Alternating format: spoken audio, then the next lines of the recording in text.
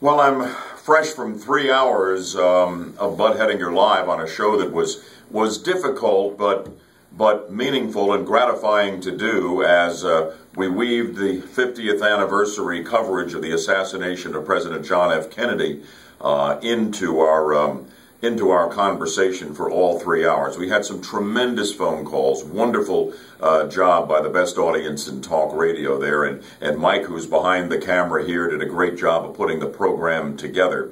I want to recommend to you that you scroll down right below me and this video on my blog for some special videos from the assassination and from the Kennedy funeral that we have posted for you. And it will give an opportunity for those of you who were here 50 years ago to reconnect with what that day was like for America and perhaps for you. And those of you who were not of conscious age or not even born at that particular point in time, I think it will be a great history lesson. So those videos are right below this video on this installment of Bud's blog. My remembrances as a teenager of the assassination of President John F. Kennedy began with a teacher running into my 6th period history class in high school and announcing that the president had been shot, and the whole school was dismissed, and we all went home, and everyone was glued to the television set for the coverage throughout that weekend. The live murder of Lee Harvey Oswald by Jack Ruby,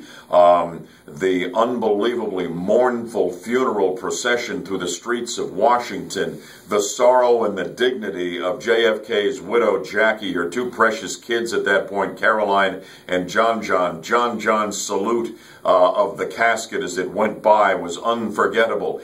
And the coverage by Walter Cronkite as the news anchor of CBS, it was legendary. He was the best there ever was as a television news anchor, and that day he became my inspiration to go into the television news business, which I wound up doing before I became a radio talk guy here.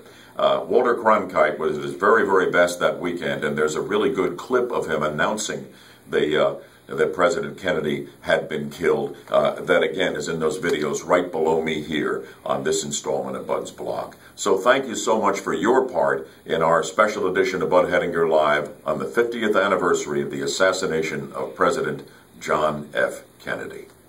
Join me for the next edition of Bud Hettinger Live right here on FM 104.5, AM 540 WFLA.